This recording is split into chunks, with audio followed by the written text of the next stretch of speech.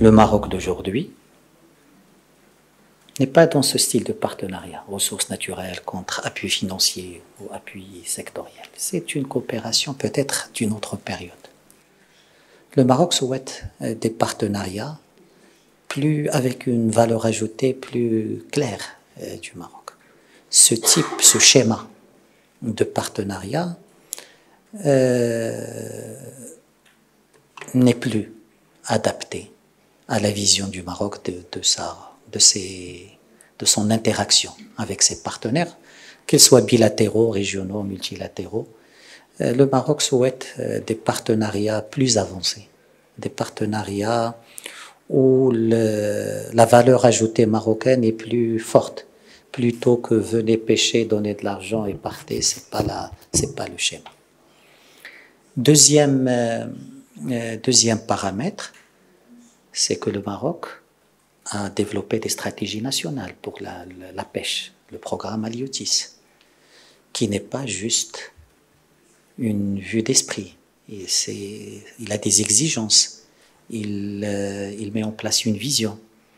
Et cette vision concerne le développement du secteur, concerne les attentes des opérateurs du secteur, et en même temps, c'est une vision qui impose des adaptations dans l'interaction avec les partenaires.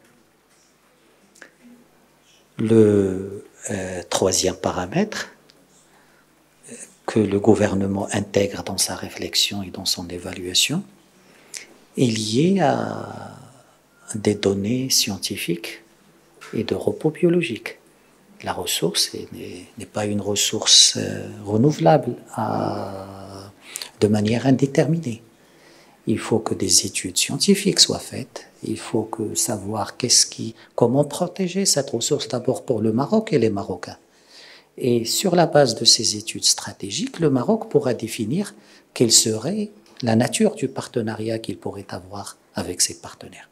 Donc c'est sur la base de ces trois paramètres, quel schéma de partenariat nous souhaitons à l'avenir avec l'Europe, quel impact la stratégie nationale Haliotis pourrait avoir par rapport à ça, et que faire des données scientifiques, biologiques par rapport à ça. Donc cette réflexion est en cours, et c'est sur la base de cette réflexion que le Maroc interagira avec la partie européenne.